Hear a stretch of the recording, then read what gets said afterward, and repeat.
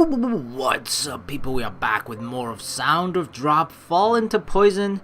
The previous video was quite a long one, but holy crap, did a lot happen.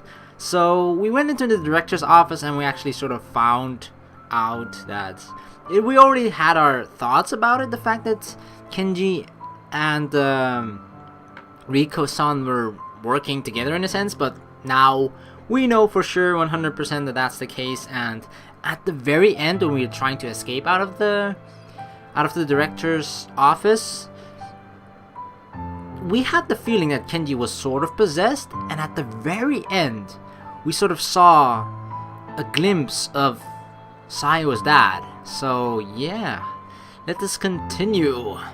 That was, without a doubt, my papa. Even after reaching the deep sea fish booth, we can't calm down. Sayo says, wiping away the sweat that has gradually appeared, her breathing is still rough. I have a general idea of what happened just now. The thing connecting that man to the aquarium is his possession by my father. The moment he saw the sticker picture on the keychain was the first time he came to his senses and seemed to recognize you, Sayo. I wonder why he hasn't recognized you this whole time. You saw, didn't you? Papa's in his own world. It's no surprise that he saw me having grown as I have and didn't recognize me. But your family, Mari was able to recognize me after all. It sickens me to use their words, but it's thanks to your bond. Having her individuality, Mari understands the concept of time. Hiyoshi, Papa, it's an existence bound to the will of Mountain Aquarium. He no longer has any connection to time. But if you talk to him, really talk to him, he might understand. You said you wanted to see your father after all. It's fine. I came here to part ways with my father anyway. More than anything, I'm sure Papa has, whether directly or indirectly, taken many lives. Could you forgive him, Mayumi? When you say it like that... With me being at a loss for words, Sayo cuts in and continues. I'll raise the Red Mountain Aquarium. My resolve is to do so has not wavered. Even so, your father... Stop already! The screaming voices resonate as if its owner's throat is being burned. I was just at the point where I wasn't thinking about it. So, you are still worried about it then? No! That my father would do something so terrible! I can't! Won't accept it! But... Sayo cries erupts over and over again like a volcano. No matter how you look at it, it's clear. That's not a gathering of wills. That's Papa's true self. That giant whale is a mass of malice, and I'm descended from that malice. But Sayo, you're a different person from your father. If you're upset by it, you don't need to be. That's not all. Sayo turns her back to me and places a hand on the deep sea fish booth tank. Oh my god, she's crying. The surface of the tank reflects Sayo's expression like a mirror. A droplet glistening on her cheek gives her away. It makes a heart-rending stain on the floor. I can't bring myself to stand against my papa. I still feel love for him. Evil lies within his heart. Sayo-chan, no. The light in the room. The once all blue room begins to flicker with flashes of red. It's an omen of an impending phenomena, like light bulbs flickering on and off. The lighting alternates between blue and red. Oh no, this is bad. All of the light shining through the tank mixes together, becoming nothing more than a gaudy violet. Mari! My instincts tells me this is bad, and I embrace Mari. I have to get Sayo and us out of this room. That's what I think, but it's too late. From a spot on the floor, the spot where Sayo's tears overflow and gradually spread as a highly viscous violet liquid. It's muddy, like melted concrete. Sayo-chan's crying. Before we realize it, we've ended up inside of the vivid violet space. Imprisoned? This isn't malice, it's anguish. This is clearly what Sayo is feeling right now. She's truly stuck between a rock and a hard place. It's not red of hatred or malice, but a violet world. The mud spreads all across the floor, and we sit ourselves on the handrail, narrowly avoiding it. Still, if we wait around like this, the whole room will eventually be covered in mud. Sayo, listen to us. I am! I don't think she can hear us. Our voices seems to be swallowed up by the mud. In contrast, Sayo's sobs echo throughout the room. Her anguished voice seems to overflow from the room itself. The mud stretching out below me is like the bottom of the ocean. The proof of that is that fish silhouettes begin to appear in a deep sea fish booth. Man, purple or violet or pink fish as well. Within the violet light, the fish swim about. They're all fish of the deep sea, from football fish to oarfish, slightly sparkling pancake octopi, and transparent-headed barrel eye, the fish that once inhabited this booth. Giant isopods with large carapaces squirm around in the mud, while atrocious brown jellyfish and vivid flower hat jellies float about the ceiling like UFOs. They all originally inhabited parts of the ocean with varying depths, but now they swim around in Sayo's ocean of anguish. The reason these creatures from varying depths are all able to inhabit the same tank is thanks to the nano bubble technology. Each of the creatures faces the sky, their feelers outstretched and some of them with fangs bared. There are also some luminescent fish. I can clearly grasp that they're threatened. I feel bad for them. They're also suffering. Mari, you understand, don't you? Sayo is definitely feeling the same. So as to not start a panic, I am trying with all my might to calm down. But when this phenomena started, I knew how things would change. We're being pulled into the deep sea. When that's done, we'll become their prey. Even if we don't, we'll be unable to breathe or be crushed by the pressure. It's not just being in the water, but the darkness of the deep sea. The mud swept up by the waves spreads all throughout the room. There's nowhere to run. Moreover, stopping here will lead to us being swallowed up by the mud. No, the threat of being swallowed up by the mud is almost completely gone. The reason why is because our bodies are already floating. I cling tight to Mari, and I can feel her almost non-existent body heat. Oh no, we've seen this screen so many times, and we always know what happens. But please, we're in the ocean. Our worlds are snatched away in mid-air. We search for Sayo amidst the confusion, but as even the light itself is going to dim, we cannot find her. It really is becoming the deep sea. Her mouth closed. Mari clings to me. They said Mari has individuality, so she's being pulled in along with me. But she shouldn't be in an existence that can be pulled in the first place. Not good. There's nothing we can do. If I were alone, I could probably escape, but there's no point in that. I will escape from this Red Mountain Aquarium with Mari and Sayo. Even so... Uh-oh. The fish swimming about push my body aside, causing me to slowly hit the wall. This is like the weightlessness I've seen depicted on television and in movies.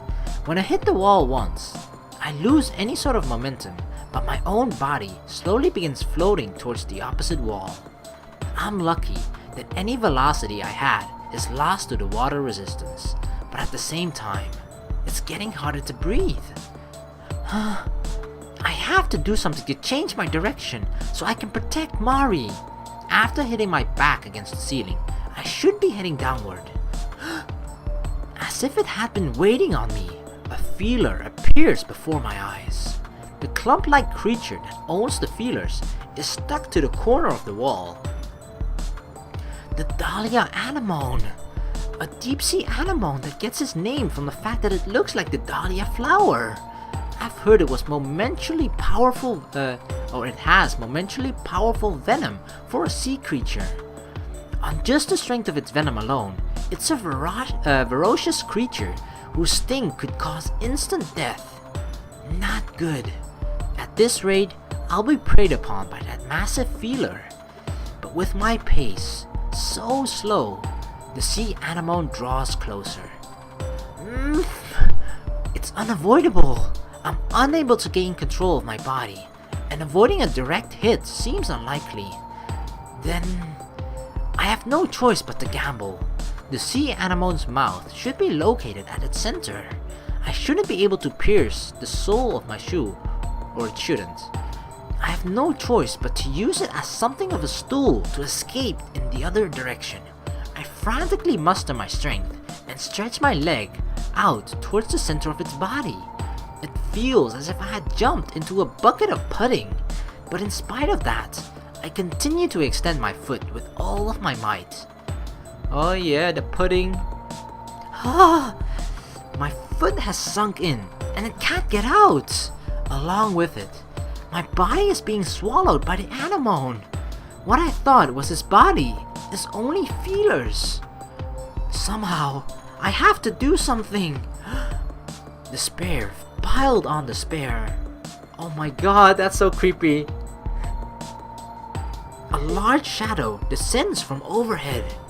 The shadow opens a mouth so grandiose, it seems as if it could swallow the whole room. Is that the blue whale? It's a whale! Although this one isn't bigger than the one that appeared in the director's office, the difference between them is no more than the difference between the woods and the forest. It's trying to devour me. No, not just me individually, but surely this space itself. Or perhaps it could be trying to achieve the same objective as the director and the others. At this rate, Mari herself will be swallowed up.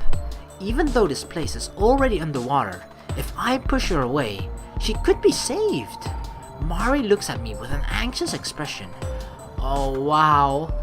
What to do? Push Mari away and run, or pull Mari closer and protect her. Wow. So we know for sure that this can possibly end in a bad ending because of the redness of the choice, but oh god, it's said to push Mari away, right? To save Mari, but that would mean sacrificing us. But then again, pulling Mari close to us and protecting us, yeah, it's not gonna do much against the blue whale, so we'll both get eaten, I guess. But we have to stay alive. One of these options is gonna make us stay alive, somehow. But which one? I'm just gonna do what the text sort of hinted at us that we wanted to do as Mayu, which is push Mari away and run. If at least Mari can get away. With that one thought, I push Mari away. Big sister. Even against the water resistance, Mari is swept further and further away. At the very least, she is able to get out of range of the whale's mouth. My relief is almost simultaneous. What is that breed called? A lancefish, is it? Or isn't it? A fish with a long, thin body and bearing sharp teeth. It has a ferocious desire for every type of prey in the deep sea. That fish is approaching Mari's neck. Even with the bit of distance between them, I can still clearly see that is the situation. The lancefish closes in on Mari and slams into her, biting at her neck. Oh no, Mari! When its fangs sink in, red particles spurt out instead of blood. Showered in the particles that spurt out, it takes another bite further in. Just like that, Her neck is swallowed up. Mari, our little sister. We fed her to the lancefish. How could we? Her body is severed from above the neck, the deep red particles scattering about as her head, which has now become all of her, drifts through the deep sea. I lock eyes with the head floating before me. I can't look away from the expressionless eyes. It's the end of the one I tried to protect. The extinguishment of her very existence. Death piled on death. Before I know it, the once violet room is dyed red. The world itself seems to be trying to change, but from my head to my toes, I am already swallowed up by the whale. Unable to see fate through to the end, I am washed away by the torrent of a violent death. Oh no, we get eaten by the whale as well. Well, that didn't result into a good ending. The final stage of destiny.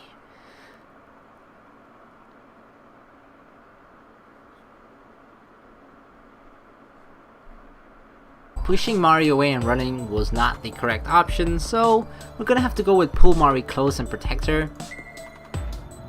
Trying to protect Mari from the mouth that is after her, I reflexively hold her closer. Even if it means being her shield, I will protect her. It's not as if I can ever let her go. We finally got to see each other again. Finally, I can protect her. Just like that, I'm swallowed by the darkness. Did the whale eat us?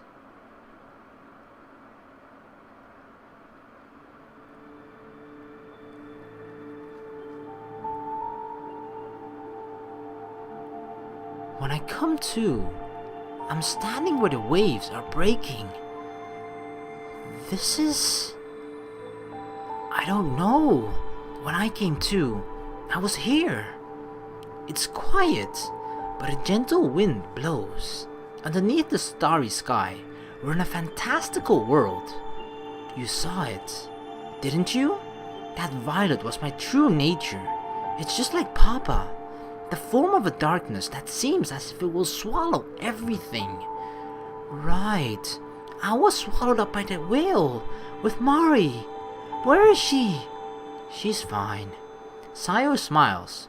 It's the first time I've ever seen her do it. That is the only poison I possess, or that isn't. Wow, that's kinda scary. Even though I should have told you, Mayu, I couldn't. Huh? I really haven't grasped what was going on from the start. Am I dead? Is this the Sansu River?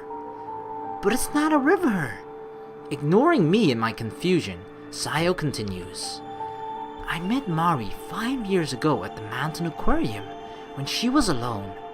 We were close in age, so I have a feeling that's why she quickly opened up to me. I was so proud. I wanted to show her the deep sea fish booth, even though it was already closed down. There were creatures left as part of Papa's collection, but in the end, it was locked and we couldn't get in. As thanks for telling her about it, I received her keychain. I wondered if it was okay even though we couldn't see the booth, but I was happy. Ironically, I was able to ascertain that reason today. On that day, Mari hid somewhere after the aquarium closed. She waited until a time when all of the staff should have gone home. Because I was so proud of it, she probably wanted to see the deep sea fish booth. Moreover, that night, the door to the deep sea fish booth was open. You already know, at that time, my papa was killed by the hands of those two. From there, it went as Mari said. I could never tell you my own sin. I'm the worst. Really awful. I clearly understand that I inherited my boastful nature from my father. My ego, my poison, killed Mari. I should die, just like my papa did.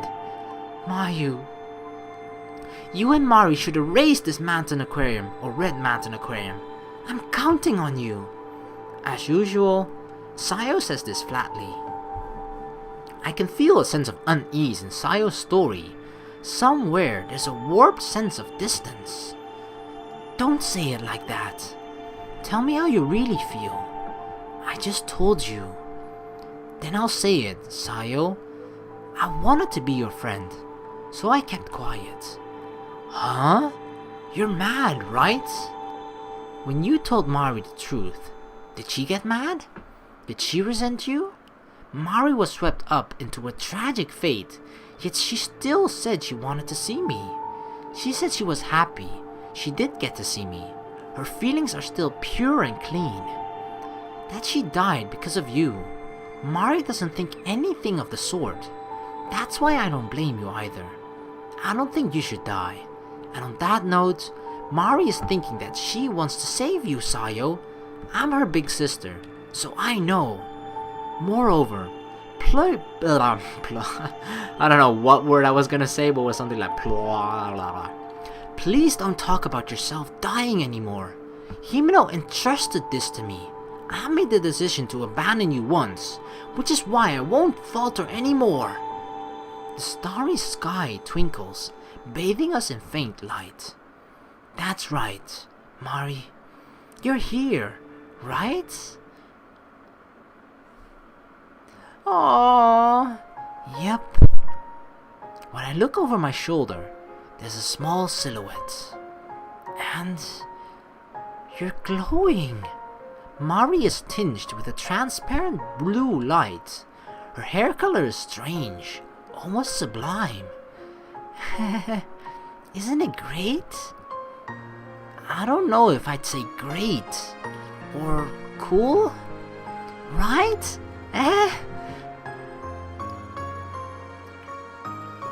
Mari's whole face is in a smile, and she spins around once. With almost the same ease that her skirt flutters, the light enveloping Mari spreads throughout the whole room. The room, illuminated in blue light, gradually returns to its original form as the deep-sea fish booth. No, it's not the same. There's not one trace of the aggression that had swelled so high in the deep-sea creatures up to a short time ago, and they swim about within the light. They resemble the fish, who swam about without regard to the containment of the tunnel tank, but they are infinitely more free. It's the exact opposite of negative feelings such as hate or malice.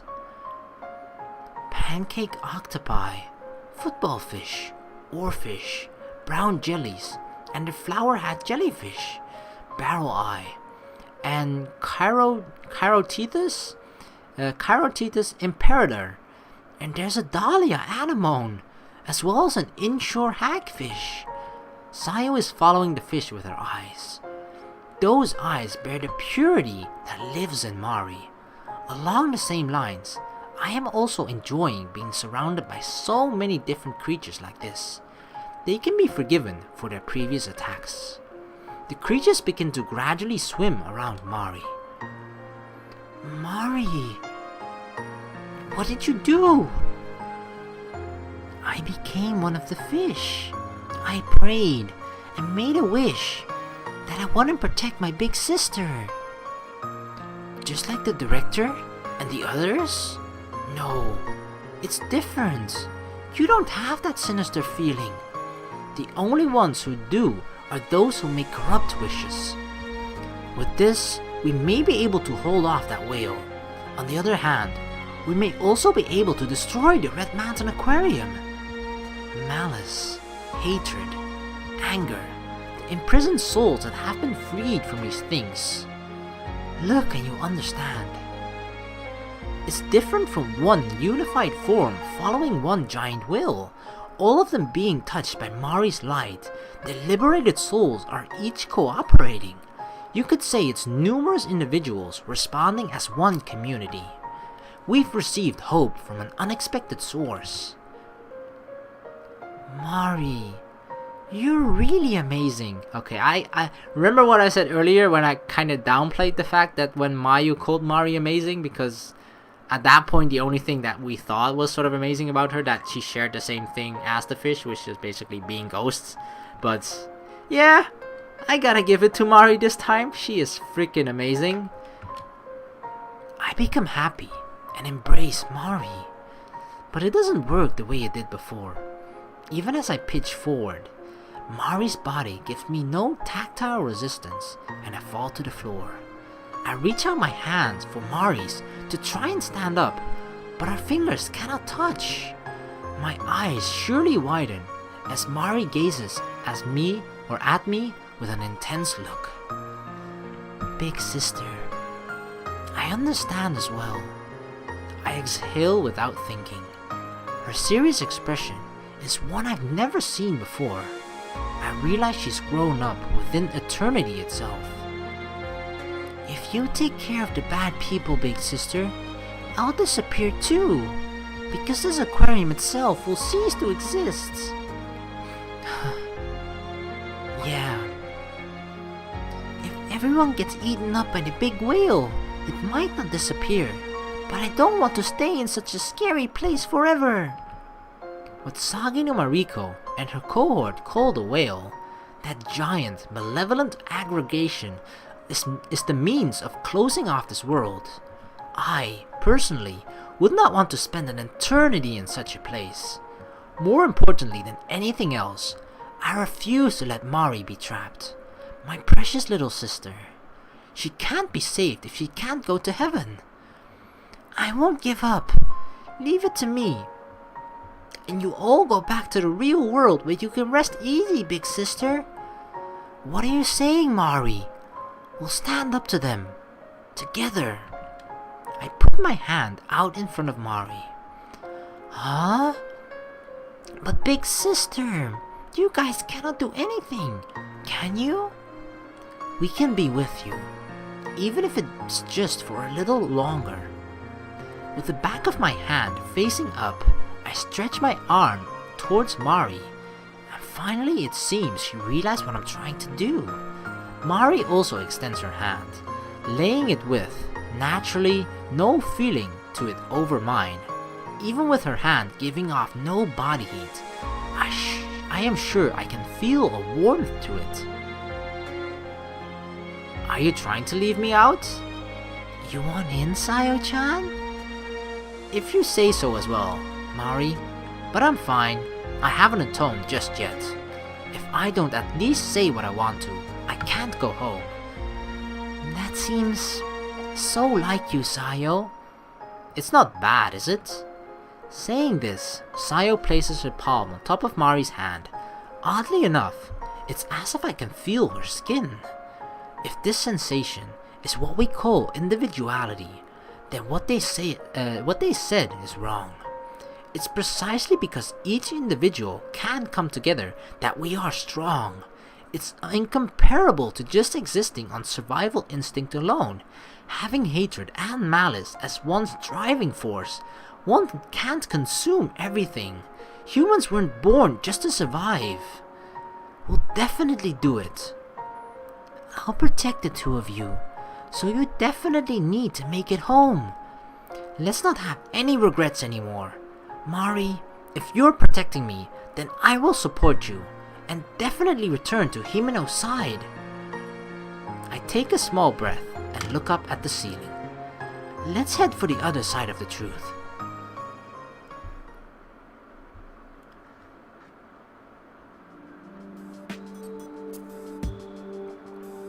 Wow. It seems that this part of the story is I sort of looked it up online, and this is sort of like for the Steam release, which is the one that I have.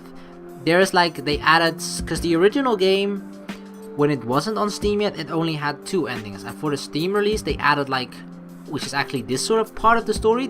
I think they sort of extended the story in a sense and added 2 new endings as well. So basically the game got twice as long, which is basically the part that we're playing right now as well. We're sort of, I guess you could play it as the second half or the newer version of the game that has been added, because my first playthrough was, if you compare it to this one, because it's the first playthrough plus what we're playing through now, then yeah, the first playthrough seems a little on the shorter side in comparison.